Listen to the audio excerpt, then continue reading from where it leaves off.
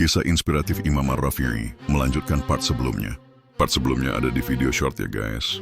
Oke, mari kita mulai ceritanya. Naisabur, tempat bertemu guru-guru besar. Setelah beberapa tahun di Baghdad, Imam Ar-Rafi'i mendengar tentang ulama-ulama besar di Naisabur, sebuah kota yang juga terkenal sebagai pusat ilmu. Ia pun memutuskan untuk melanjutkan perjalanannya ke sana. Di Naisabur, ia berguru kepada Abu Al-Qasim Al-Qushairi, seorang ulama sufi dan ahli fikih. Dari Al-Qushairi, Imam Ar-Rafi'i tidak hanya belajar fikih, tetapi juga tasawuf.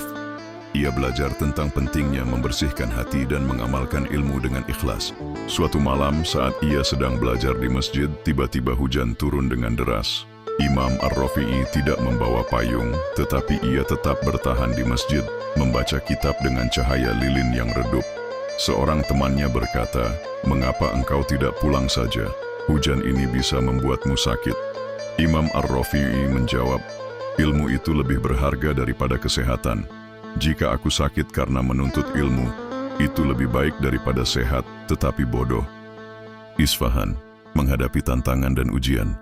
Perjalanan Imam Ar-Rafi'i kemudian membawanya ke Isfahan, sebuah kota yang indah tetapi penuh dengan persaingan intelektual.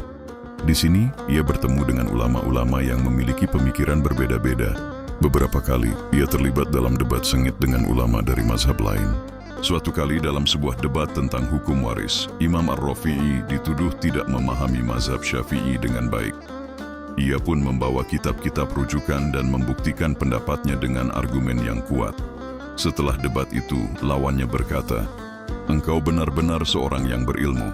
Aku menghormatimu. Namun, tidak semua tantangan berakhir dengan baik." Suatu ketika, ia dituduh sebagai penyebar bid'ah oleh sekelompok ulama yang tidak sepaham dengannya. Ia pun dipanggil ke pengadilan. Di hadapan hakim, ia berkata, "Aku hanya menyampaikan apa yang aku pelajari dari guruku. Jika aku salah, tunjukkanlah kesalahanku dengan dalil yang jelas." Akhirnya, tuduhan itu dibatalkan, tetapi peristiwa itu meninggalkan bekas yang dalam di hatinya. Kembali ke Qazwin, membawa pulang ilmu. Setelah bertahun-tahun menuntut ilmu di berbagai kota, Imam Ar-Rafi'i memutuskan untuk kembali ke Qazwin. Ia merasa bahwa sudah saatnya ia membagikan ilmu yang ia dapatkan kepada masyarakat di kampung halamannya. Saat tiba di Qazwin, ia disambut dengan sukacita oleh keluarga dan teman-temannya. Namun, ia tidak langsung beristirahat. Ia segera mendirikan sebuah madrasah dan mulai mengajar. Murid-muridnya datang dari berbagai penjuru, tertarik dengan kedalaman ilmunya dan kelembutan akhlaknya. Momen inspiratif, cahaya di tengah kegelapan. Suatu malam, saat Imam Ar-Rafi'i sedang menulis kitab Syarh Al-Kabir, tiba-tiba lilinnya padam. Ruangan menjadi gelap gulita. Ia pun berkata, "Wahai Tuhanku, berikanlah aku cahaya agar aku bisa menyelesaikan karyaku ini." Tak lama kemudian, bulan purnama muncul dari balik awan, menerangi ruang kerjanya. Ia pun tersenyum dan berkata, "Inilah cahaya yang engkau berikan kepadaku." Momen itu menjadi simbol dari perjalanan hidupnya. Meskipun penuh dengan kegelapan dan tantangan, selalu ada cahaya yang menuntunnya ke jalan yang benar. Ujian hidup, tantangan yang membentuk karakter, ujian politik dan sosial. Imam Ar-Rafi'i hidup di era yang penuh gejolak politik. Pada masa itu, kekuasaan Islam terbagi-bagi antara dinasti-dinasti kecil dan sering terjadi perselisihan antara penguasa. Qazwin, kota kelahiran Imam Ar-Rafi'i, tidak luput dari konflik ini. Beliau seringkali harus menghadapi tekanan dari penguasa yang ingin memengaruhi ajarannya. Suatu ketika, seorang penguasa lokal meminta Imam Ar-Rafi'i untuk mendukung kebijakannya yang bertentangan dengan prinsip-prinsip syariat. Dengan tegas, beliau menolak. "Aku tidak akan mengorbankan kebenaran demi kepentingan duniawi," katanya. Akibatnya, beliau sempat diasingkan dari Qazwin selama beberapa tahun. Namun justru dalam pengasingan ini, beliau menemukan ketenangan untuk menulis dan mengajar. Kritik dari ulama lain. Sebagai seorang ulama besar, Imam Ar-Rafi'i tidak luput dari kritik. Beberapa ulama yang tidak sepaham dengannya seringkali menyerang pendapat-pendapatnya dalam fikih. Salah satu kritik yang paling keras datang dari seorang ulama di Baghdad yang menuduh beliau terlalu liberal dalam menafsirkan hukum Islam. Imam Ar-Rafi'i tidak membalas kritik tersebut dengan emosi. Sebaliknya beliau menulis surat kepada sang ulama, menjelaskan dasar-dasar pendapatnya dengan argumen yang kuat dan dalil-dalil yang jelas. Kebenaran tidak perlu dibela dengan amarah, tapi dengan ilmu dan kesabaran, tulisnya. Akhirnya, sang ulama pun mengakui keunggulan argumen Imam Ar-Rafi'i. Ujian pribadi, kehilangan orang tercinta. Di tengah kesibukannya mengajar dan menulis, Imam Ar-Rafi'i juga menghadapi ujian pribadi. Beliau kehilangan orang-orang yang dicintainya, termasuk ayah dan ibunya. Kehilangan ini membuatnya sangat sedih, tetapi beliau selalu mengingatkan dirinya bahwa hidup ini adalah ujian dari Allah. Suatu malam setelah kematian ibunya, beliau duduk sendirian di masjid, menangis dalam kesunyian. Seorang muridnya yang melihatnya bertanya, "Wahai guru, mengapa engkau menangis?"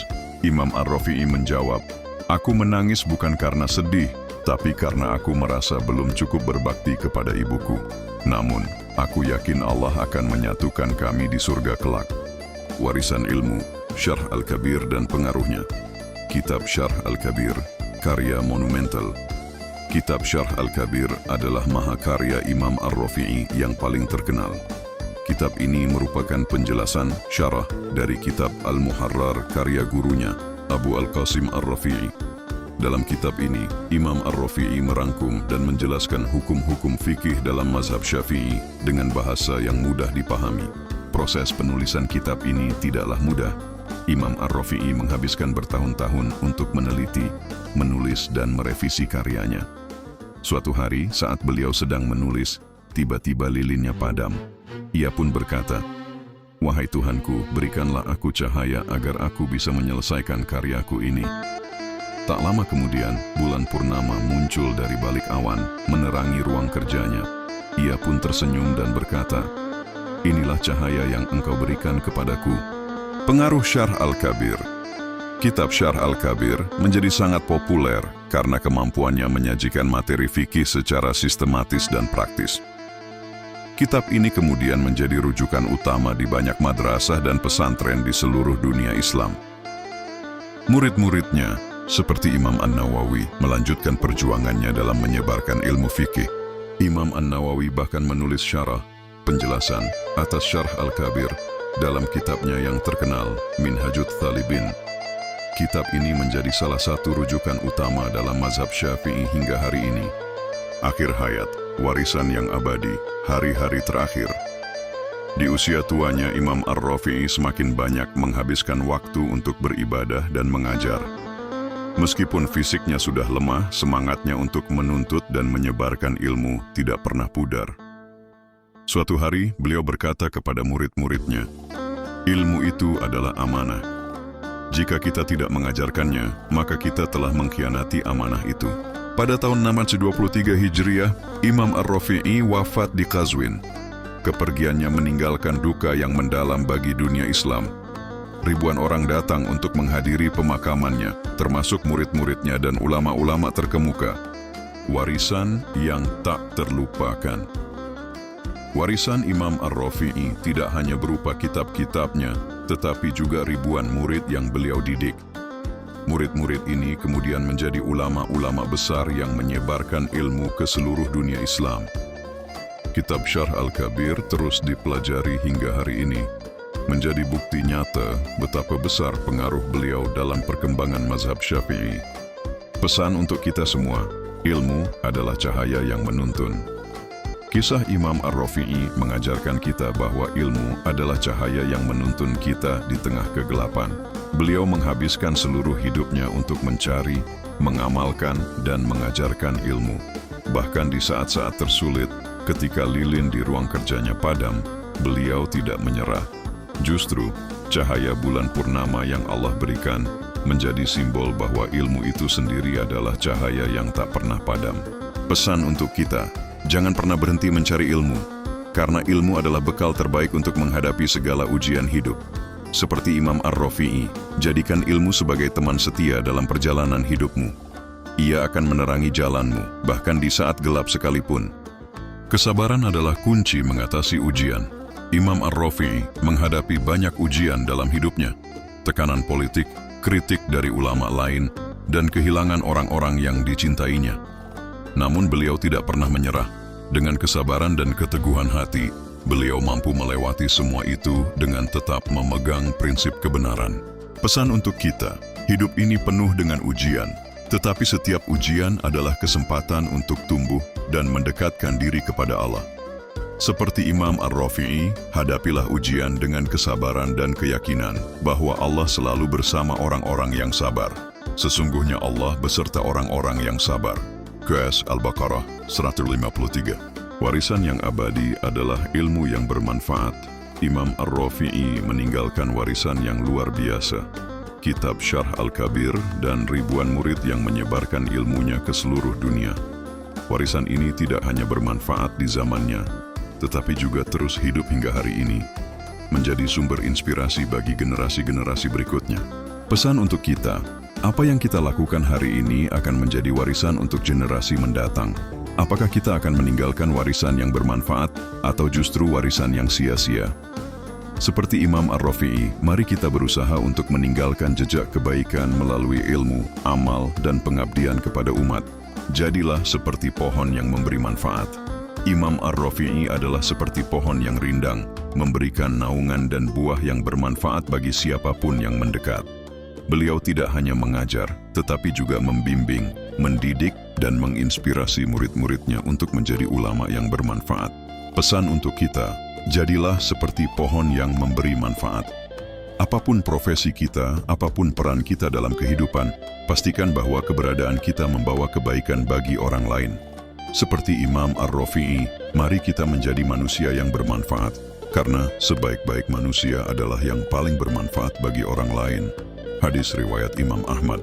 Refleksi akhir, apa warisan kita? Di akhir kisah ini, mari kita bertanya pada diri sendiri. Apa warisan yang akan kita tinggalkan? Apakah kita akan dikenang karena ilmu yang kita sebarkan, kebaikan yang kita lakukan, atau pengabdian kita kepada umat? Ataukah kita akan dilupakan karena hidup kita hanya diisi dengan kesia-siaan? Imam Ar-Rafi'i mengajarkan kita bahwa hidup ini singkat, tetapi warisan yang baik akan abadi.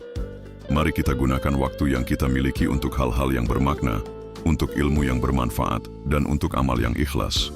Mari menjadi penerus cahaya ilmu. Kisah Imam Ar-Rafi'i adalah kisah tentang cahaya ilmu yang tak pernah padam. Beliau telah mewariskan obor itu kepada kita. Sekarang, giliran kita untuk meneruskannya. Mari kita menjadi penerus cahaya ilmu, menyebarkan kebaikan, dan menginspirasi generasi berikutnya.